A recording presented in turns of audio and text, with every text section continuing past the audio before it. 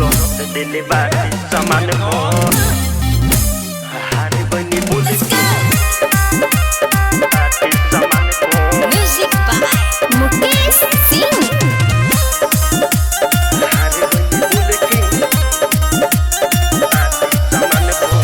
परसान बानी हम तो सखी रे मरद से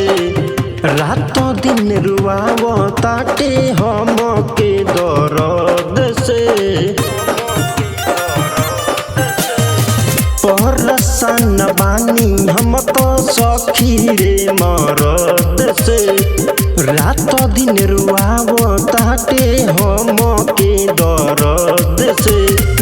रात बैठले रहे अपना तीर कमाने पर हारे गनी बोल के मरली बा खोल के सखी सुता के मचान पर दर्द दिले बाके सामान पर दर्द दिले बाटे सामान पर हारे गनी बोल के मरली बा खोल के सखी सुता के मचान पर दर्द दिले बाटे सामान पर दर्द दिले बाटे सामान पर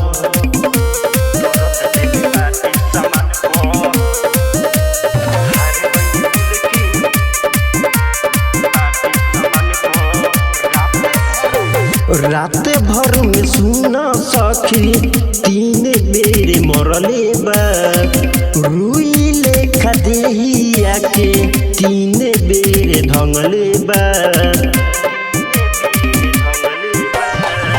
रात भर में सुन सखी तीन बेर मरले बा रुई लेखा देहिया के तीन बेर ढंगले बा फिर दिल पानी तो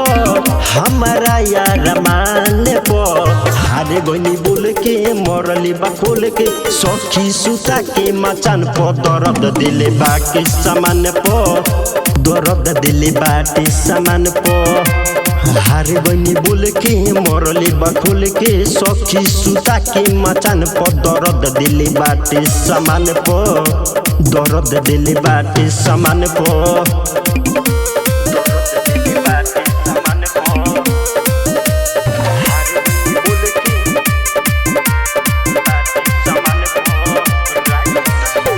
राइटर अनिल के साथ सुन सखी धैले बा